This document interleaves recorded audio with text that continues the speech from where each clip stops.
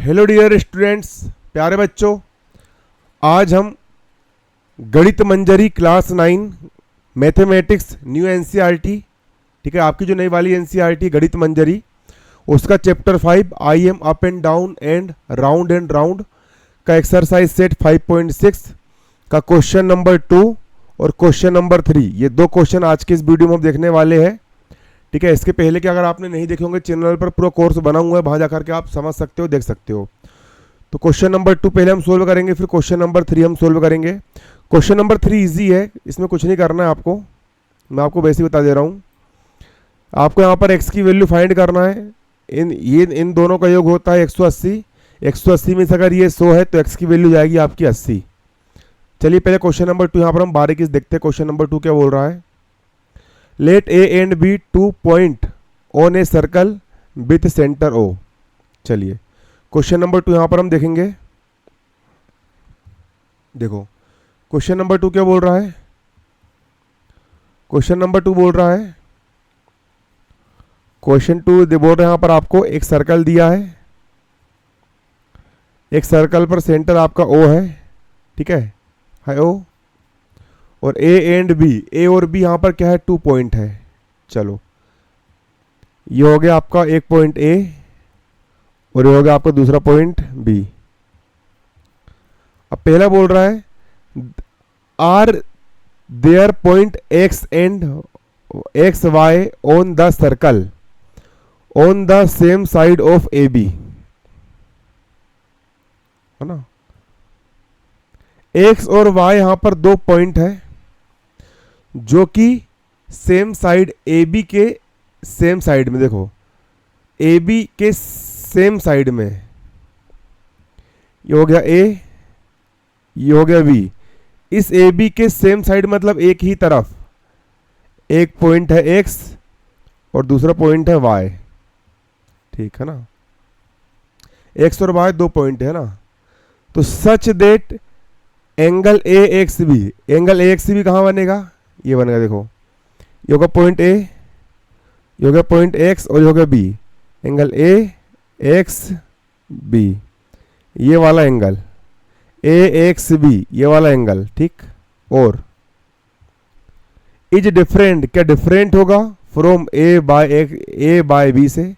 ए bye B कहां बनेगा, ए bye B कहां बनेगा, देखो ये होगा ए, ये हो गया बाय और हो गया बी, ए बाय और ये बी, ये वाला एंगल। तो क्वेश्चन ये बोल रहा है, क्वेश्चन 2 का पहला बोल रहा है आपको कि यदि ए बी के एक ही साइड में एक पॉइंट एक्स और एक पॉइंट वाई है तो ये वाला एंगल ए एक्स बी और ये वाला एंगल ए बाय बी, ये दोनों क्या डिफरेंट होंगे। तो प्यारे बच्चों ये डिफरेंट बिल्कुल नहीं होने वाले, ये बिल्कुल सेम होंगे। तो क्वेश्चन ने बोला है कि क्या ये दोनों डिफरेंट होंगे। तो इसका आंसर आप यहाँ पर लिखोगे, जो मैं लिखवा रहा हूँ आप वही लिखोगे, ये डिफरेंट नहीं होंगे, ये सेम होंगे, क्योंकि चौड़ के एक ही तरफ वृत्त के किन्हीं दो पॉइंट पर बनने वाले एंगल हमेशा इक्वल होते हैं, ये थ्योरम बोलता है। तो 2 का यहाँ पर आप आंसर लिख लोगे। पहले का आंसर आएगा नो, ये दोनों डिफरेंट नहीं होंगे, ठीक है ना, नो, ये हो गया आपका आंसर नो। अब यहाँ पर लिख दोगे रीजन, REASON, रीजन। रीजन जो मैं लिख रहा हूँ आपको वही लिखना है, according, ACCORDING, according to the angle ANGL, angle. लिखो मेरे साथ, लिखो जो मैं लिख रहा हूँ वो लिखो, कॉपी में नोट भी करते चलो, फिर समझाऊंगा मैं आपको।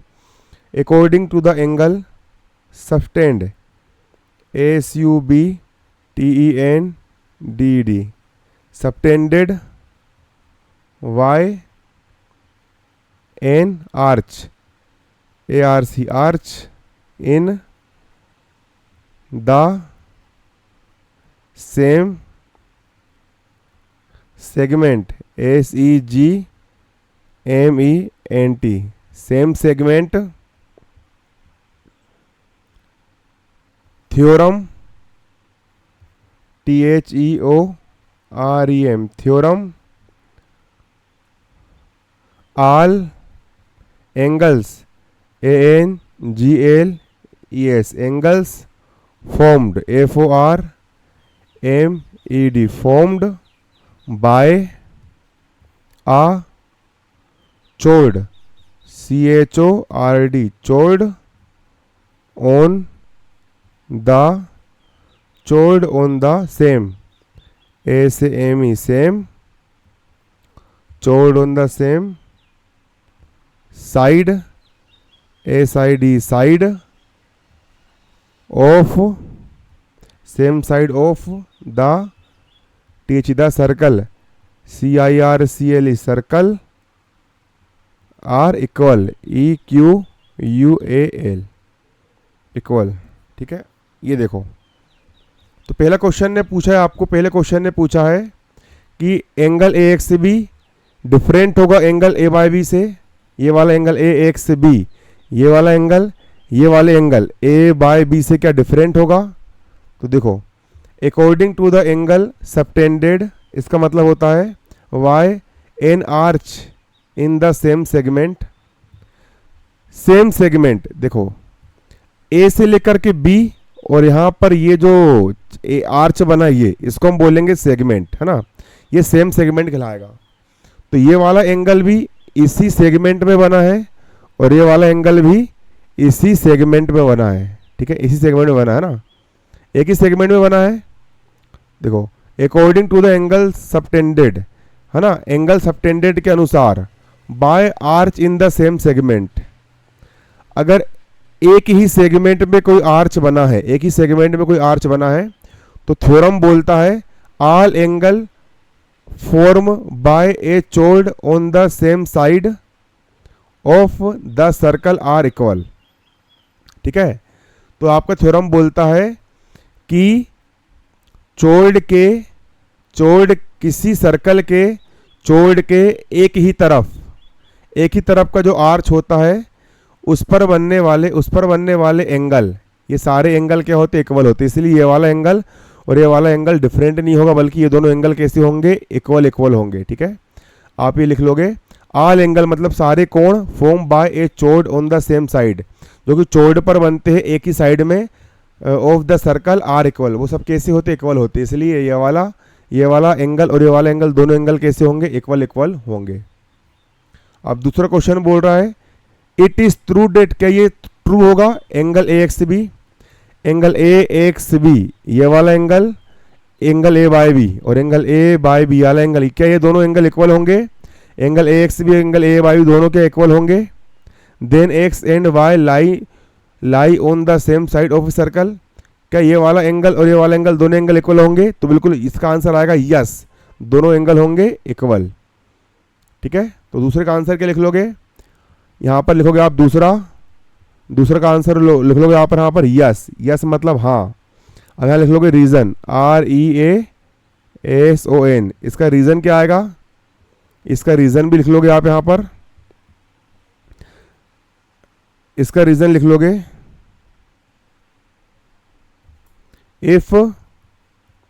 If the angle ANGLE angle R equal EQUAL equal angle AXB equal angle AYB। ठीक है, यहाँ पर बोल रहा है if the angle are equal, यदि ये दोनों एंगल AXB ये वाला एंगल और AYB ये वाला एंगल, यदि ये दोनों एंगल इक्वल होते हैं, दोनों एंगल इक्वल होते हैं ना, दोनों एंगल कैसे होते हैं, इक्वल होते हैं, end points POINTS end points X, Y are on the circle CIRCLE circle, they must MUST must lie LIE lie in the same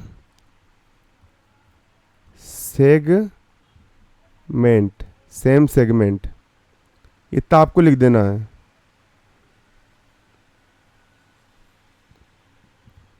ठीक है, देखो यहाँ पर ये बोल रहा है यदि एंगल ए एक्स बी और एंगल ए बाय बी अगर ये दोनों बराबर होते हैं तो एक्स वाई वाला जो लाइन सेगमेंट है, ये एक्स वाई वाला लाइन सेगमेंट, इसको चोर्ड ए बी के एक ही तरफ होना पड़ेगा। ये ऐसा कभी नहीं हो सकता कि ये एक एंगल इस तरफ हो जाएगा और एक एंगल इस तरफ हो जाएगा, ऐसा कभी नहीं हो सकता। इसलिए सेगमेंट एक्स वाई को एक ही तरफ होना पड़ेगा। यहाँ पर यही कहा जा रहा है if the angle are equal A X B और ए बाई बी, यदि एंगल ए एक्स बी ये वाला एंगल और ए बाई बी वाला एंगल दोनों एंगल इक्वल है, दोनों एंगल कैसे है, इक्वल है, end points X Y are on the circle, और एक्स और वाई सर्कल पर है ना, एंड द पॉइंट एक्स और पॉइंट वाई दोनों कहाँ पर है, सर्कल पर है सर्कल पर, they must lie on same segment. तो ये एक्स और वाई दोनों सेम सेगमेंट पर ही लाई करेंगे, मतलब रहेंगे। यहाँ पर ये लिखा है तो they must THEY they must lie in the same segment, तो ये एक ही सेगमेंट पर लाई करेंगे मतलब रहेंगे, ठीक है ना। ये दोनों पॉइंट एक्स और पॉइंट वाई दोनों एक ही सेगमेंट पर, इसी सेगमेंट पर लाई करेंगे मतलब रहेंगे। अब तीसरा बोल रहा है question, if angle A X B equal है एंगल ए बाई बी, यदि एंगल ए एक्स बी ये वाला एंगल और एंगल ए बाई बी ये वाला एंगल, ये दोनों एंगल कैसे है, इक्वल है, and X and Y do not lie on the circle, और एक्स और वाई दोनों सर्कल पर नहीं है, एक्स और वाई दोनों सर्कल पर नहीं है, मतलब एक्स भी सर्कल के बाहर है और वाई भी सर्कल के बाहर है। Does the circle through A B X also pass through Y, तो डज मतलब क्या, circle A B X also pass through Y, तो क्या circle A B X Y से भी पास होगा, आपको यहाँ बताना है तीसरे का आंसर। तो तीसरे का आंसर आप क्या लिख लोगे, देखो तीसरे का आंसर आप लिख लोगे यहाँ पर क्या, तीसरे का आंसर लिख लोगे आप यहाँ पर यस यानी हाँ, ठीक है। इसका रीज़न लिख लोगे REASON, इसका रीज़न क्या आएगा समझोगे, if LINE line segment SEGMENT से line, if line segment AB subtend SUBTENDS subtends equal EQUAL equal angle ANGLES angles 8 2 TWO2 other OTHER other points POINTS points X and Y must MUST must lie LI lie must लाई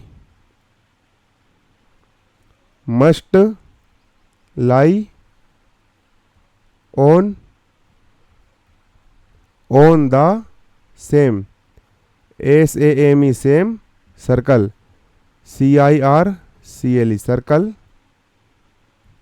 लिख लोगे, thus THUS thus, the THE the, thus the circle CIRCLE circle, thus the circle, passing PASSING passing, throat THROUGH throat, A B and X, ये note करो ना, X will WILL will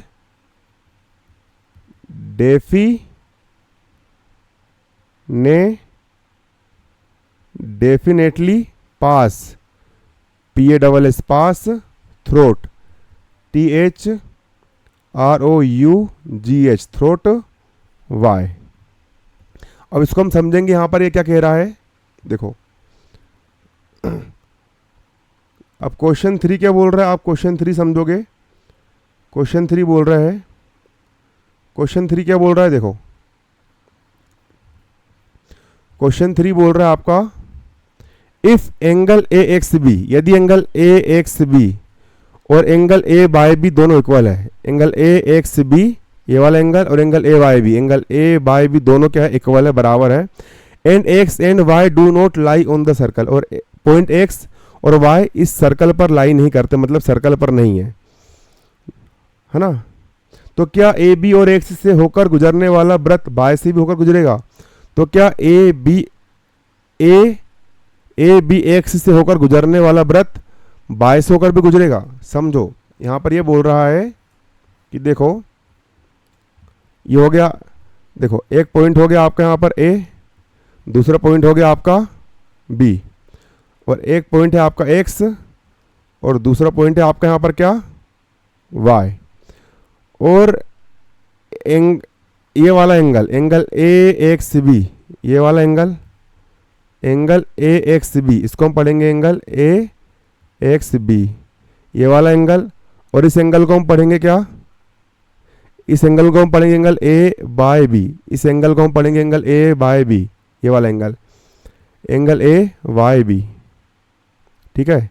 angle A X B ये वाला angle और angle ए bye B ये वाला angle, ये दोनों एंगल कैसे इक्वल है ना। और सर्कल यदि पॉइंट ए से होकर जाता है, एक्स से होकर जाता है, अगर कोई circle point A, point X और पॉइंट बी तीन सर्कल से होकर जाता है तो क्या ये बाय से होकर भी जाएगा? तो हाँ बिल्कुल, बाय से होकर भी इसको जाना ही पड़ेगा। अब क्यों जाना पड़ेगा, इसका रीजन यहां पर आपका ये लिखा है, देखो if line segment A B subtend equal angle, ठीक है। अब इसका आंसर समझोगे, इफ यानी यदि line segment A B subtend equal angle at two other point X and Y must lie on the same circle, यानी कि यदि लाइन सेगमेंट ए बी के एक ही तरफ पॉइंट एक्स और पॉइंट वाई दोनों पॉइंट एग्जिस्ट करते हैं, है ना, और ये दोनों समान एंगल बनाते हैं, ये वाला एंगल और ये वाला एंगल, ये दोनों कैसे होते हैं, इक्वल होते हैं, मतलब बराबर होते, समान होते हैं। तो ये चारों बिंदु ए बी एक्स और वाई, है ना, ए बी एक्स और वाई एक ही सर्कल पर स्थित होंगे, मतलब कि ए बी एक्स से जाने वाला सर्कल वाई से होकर के भी पास होगा। यहां पर यही बात कही गई है ना। तो thus the circle passing through A B and X will definitely passing through Y, ठीक है। मतलब थस द सर्कल, ये जो सर्कल है passing through A B X से तो पास होगा, लेकिन डेफिनेटली बाय से भी क्या होगा, पास होगा। तो ये सर्कल जो रहेगा वो ए बी और एक्स से पास होने के साथ साथ पॉइंट वाई से भी क्या होगा, पास होगा ही होगा, इसको पॉइंट वाई से पास होना ही पड़ेगा। तो कुल मिलाकर के यहाँ पर बात ये है कि कोई सर्कल है, इस प्रकार कोई एक है ए और दूसरा पॉइंट हो गया आपका यहाँ पर बी, और एक पॉइंट हो गया आपका यहाँ पर क्या, एक पॉइंट हो गया आपका यहाँ पर एक्स और दूसरा पॉइंट हो गया आपका यहाँ पर वाई, है ना। और अगर ये वाला एंगल और ये वाला एंगल अगर क्या है, इक्वल है, तो मतलब कि ये चारों बिंदु से होकर के सर्कल आपका यहाँ पर गुजरेगा, ठीक है। चलो अब इसके बाद हम यहाँ पर क्या देखने वाले हैं,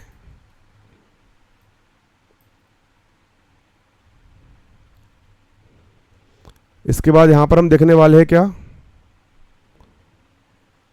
अब देखो क्वेश्चन नंबर 3 क्या बोल रहा समझोगे।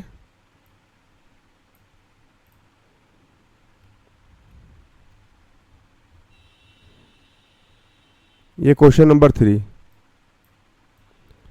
ये क्वेश्चन नंबर 3 है, ये क्या बोल रहा समझोगे आप यहां पर।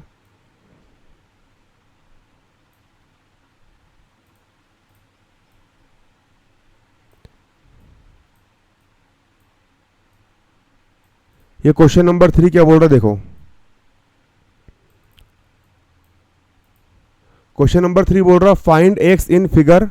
ये जो आपको फिगर दिया है इस पर एक्स की वैल्यू फाइंड करना है, ठीक है ना।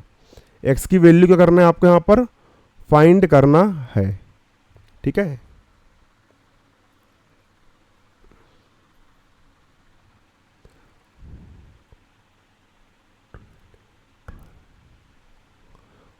क्वाड्रिलेटरल, देखो यहां डालेंगे हम सॉल्यूशन। देखो ए बी सी और डी जो है ये एक क्या है, ये एक चतुर्भुज है, ठीक है। चतुर्भुज का मतलब क्या होता है, क्वाड्रिलेटरल है, ए बी सी डी एक क्वाड्रिलेटरल है। क्वाड्रिलेटरल का मतलब होता है चतुर्भुज है, और ये जो चतुर्भुज है ये सर्कल के अंदर बना है, तो इसको हम बोलेंगे साइक्लिक क्वाड्रिलेटरल। देखो सर्कल के अंदर बना है ना, सर्कल के अंदर बना है, इसलिए इसको हम बोलेंगे ए बी सी डी जो है वो साइक्लिक क्वाड्रिलेटरल है। यहाँ पर हम लिखेंगे गिवन, GIVEN, गिवन। क्या गिवन है? A B C D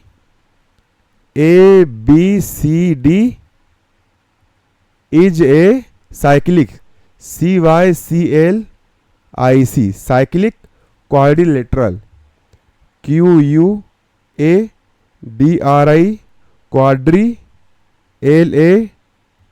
LATERAL cyclic quadrilateral.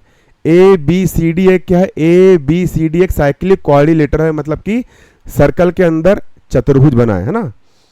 ठीक है, ठीक है, अब समझोगे है ना। अब यहां लिखोगे वी नो देट, यहां लिखोगे आप क्या? We know that.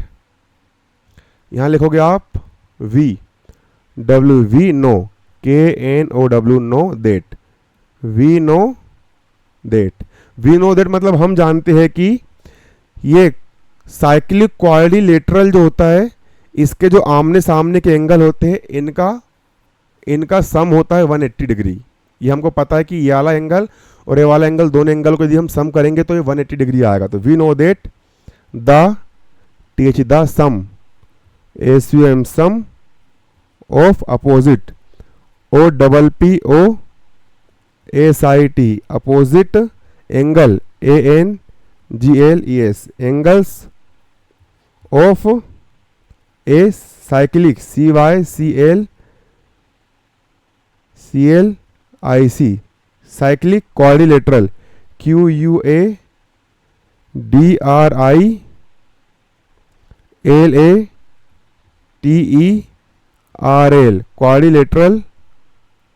क्वाड्रिलेटरल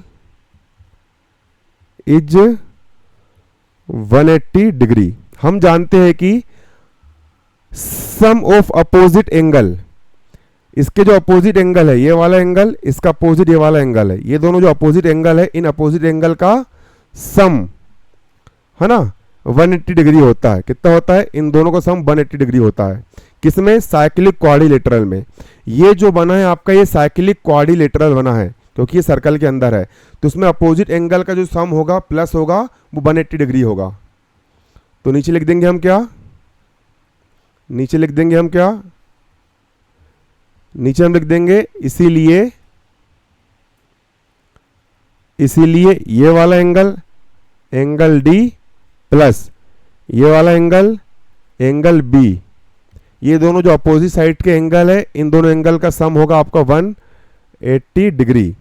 अब एंगल D की वैल्यू क्या है? एंगल D की वैल्यू 100, एंगल D की वैल्यू रख दिया मैंने 100 प्लस का प्लस। एंगल B की वैल्यू क्या है? एंगल V की वैल्यू है x, इसकी वैल्यू रख दिया मैंने x, इक्वल का इक्वल 180 का हो जाएगा आपका 180, x का हो गया x, इक्वल का इक्वल 180 का हो जाएगा 180, बराबर किस तरफ 100 प्लस में है, इस तरफ भेजेंगे तो 100 हो जाएगा आपका माइनस में। x का हो गया x, इक्वल का इक्वल